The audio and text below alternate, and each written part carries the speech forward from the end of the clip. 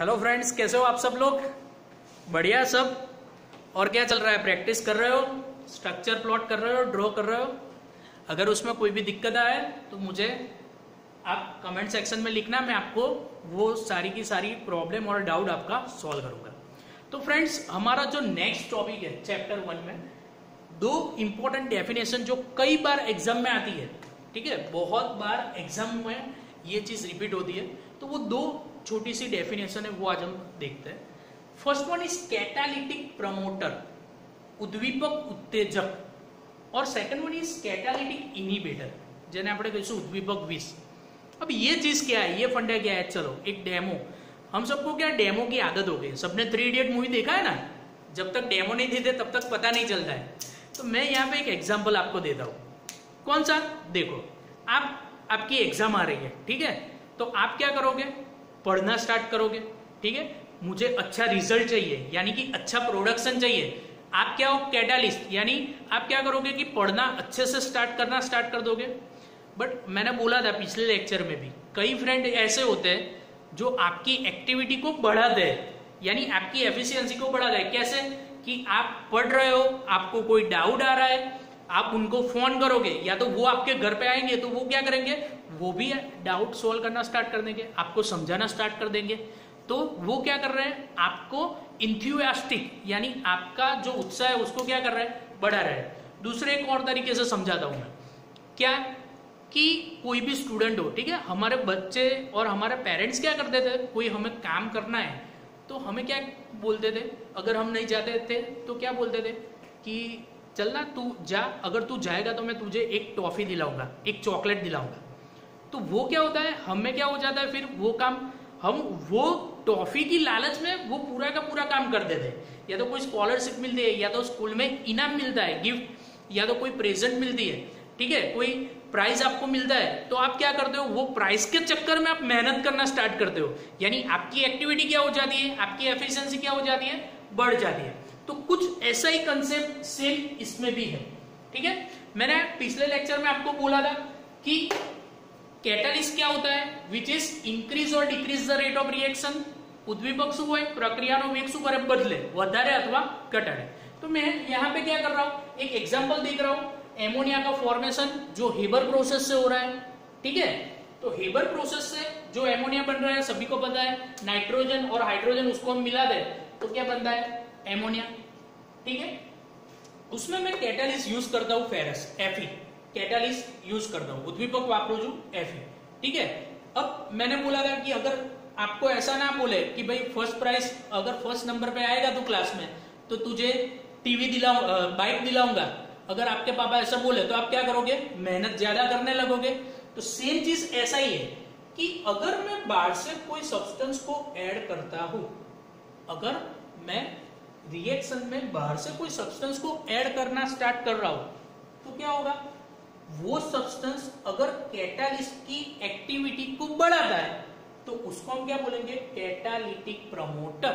ઉદ્દીપક ઉત્તેજક એટલે બહારથી કોઈ એવો પદાર્થ પ્રક્રિયામાં નાખવું જે ઉદ્દીપકની કાર્યક્ષમતામાં શું કરે? વધારો। તમે સિમ્પલ ભણવા બેસો, સિમ્પલ મહેનત કરો અને રિઝલ્ટ લાવો, પણ એવું કે ભાઈ પહેલો નંબર લાવવાનો છે, બાઇક તને અપાઈશ, તો તમારી મહેનત કેવી હોય? વધી જાય, એટલે કે તમારી કાર્યક્ષમતામાં શું કરે? વધારો। सेम अगर कोई बाहर से मैं सब्सटेंस ऐड करता हूं और वो किसकी? कैटालिस्ट की एक्टिविटी में क्या करता है? इंक्रीज करता है, उसकी एफिशिएंसी बढ़ाता है, तो उसको हम क्या बोलेंगे? Catalytic promoter. Simple. Same process ये मैंने डाला है जिसको बोलेंगे मोलिब्डेनम ऑक्साइड, एमओ। बट इसकी जगह पे अगर मैं डाल दूं कार्बन मोनोऑक्साइड, सीओ, अगर कोई ऐसा सब्सटेंस डाल दूं जो कैटालिस्ट की एक्टिविटी को क्या करता है? डाउन करता है, उसकी एफिशिएंसी को क्या करता है? डाउन करता है, तो उसको हम क्या बोलेंगे? Catalytic inhibitor. तो सर ऐसा कैसा एग्जांपल है?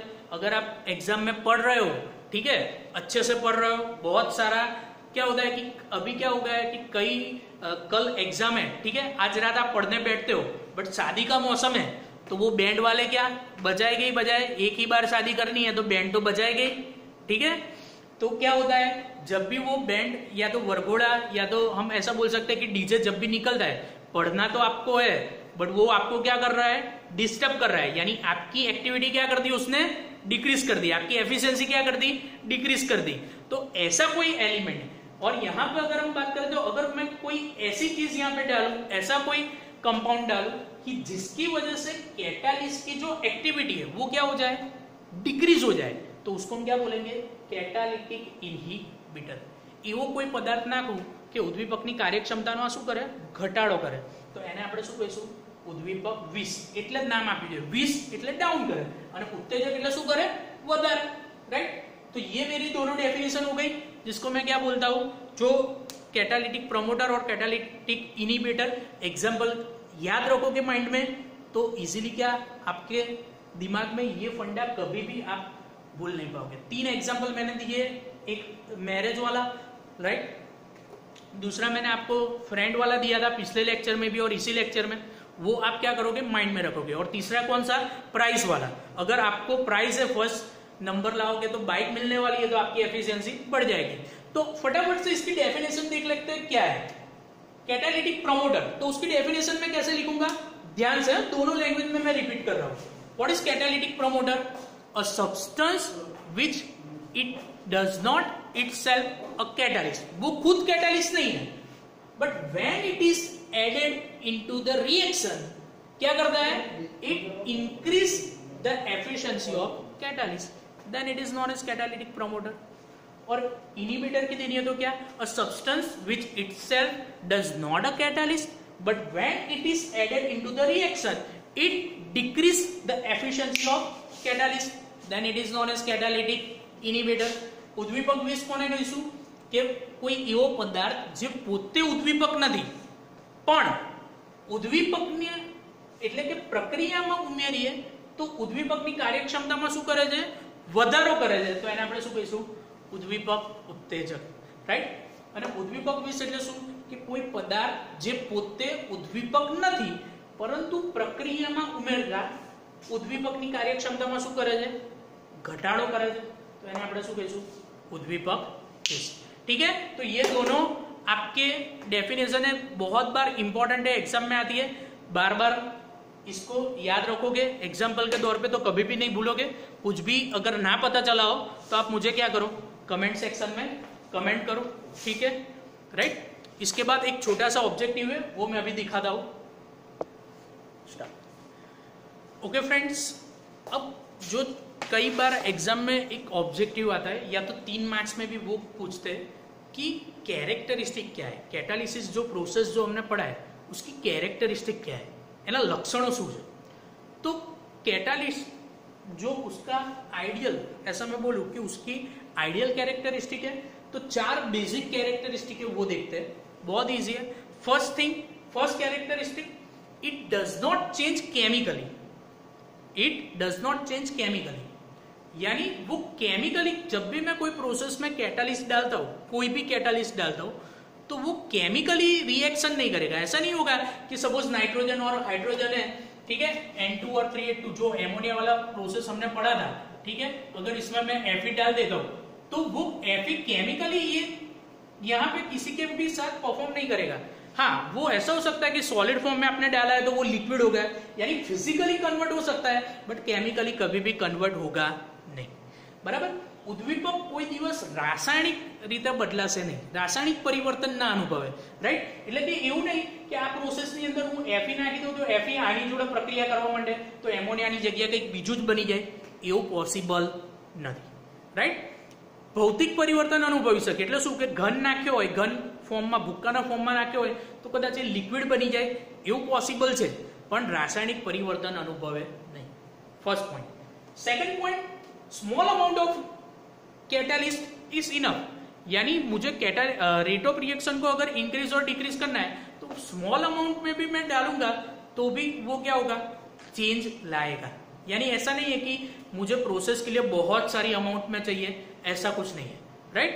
बिल्कुल स्मॉल अमाउंट में भी अगर कैटालिस्ट होगा तो वो भी क्या लाएगा, चेंज लाएगा ही लाएगा। थर्ड थिंग है मेरी कि powder form are more effective, Y.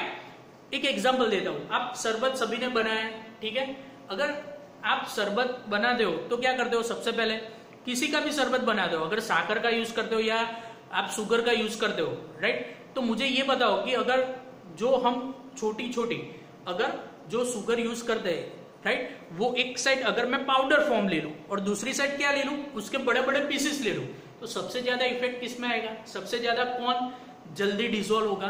तो आप बोलोगे कि sir powder form easily dissolve हो जाएगा, ठीक है।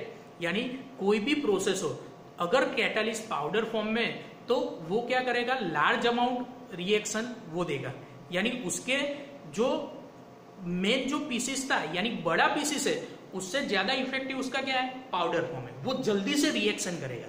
तो उसकी थर्ड कैरेक्टरिस्टिक क्या है, powder form is more effective, बराबर। बारीक जब भुक्को હોય એ વધારે જલ્દી શું થઈ જાય, ઓગળી જાય, બરાબર છે। एंड एट द लास्ट ऐसा नहीं है कि कोई एक कैटालिस्ट ले लिया और वो सारे के सारे प्रोसेस में चलेगा, वो कभी भी पॉसिबल नहीं है, ठीक है। हर एक प्रोसेस के लिए डिफरेंट डिफरेंट कैटालिस्ट मुझे चाहिए। अगर कोई एक कैटालिस्ट एक प्रोसेस में रेट ऑफ रिएक्शन बढ़ाता है, तो ऐसा भी हो सकता है कि वही कैटालिस्ट दूसरे रिएक्शन में रेट ऑफ रिएक्शन को क्या कर रहा है, कम कर रहा है, हो सकता है। हर एक प्रोसेस में उसका रोल क्या होता है, अलग अलग। एक ज उद्दीपक बધી જ પ્રક્રિયામાં વપરાય એવું જરૂરી નથી, એવું બની જ ના શકે। એક પ્રક્રિયામાં કદાચ રેટ ઓફ રિએક્શન વધારતો હોય એટલે પ્રક્રિયાનો વેગ વધારતો હોય, તો બીજામાં શું કરી શકે, घटाड़ी पण सके, राइट। तो ये चार मेन कैरेक्टरिस्टिक है जो कई बार एग्जाम में ऑब्जेक्टिव में आपको पूछते हैं कि भाई उसकी कैरेक्टरिस्टिक क्या है कैटालिस्ट की, ठीक है। तो ये अभी तक हमने चैप्टर 1 में देखा है, ओके। कुछ भी डाउट हो, अभी तक ऑलमोस्ट मैं बोलूं तो हमारा चैप्टर 1 कंप्लीट हो गया है, ठीक है। एक या दो टॉपिक बाकी है, वो हम नेक्स्ट लेक्चर में देखेंगे, ठीक है। Till then enjoy, have a good day.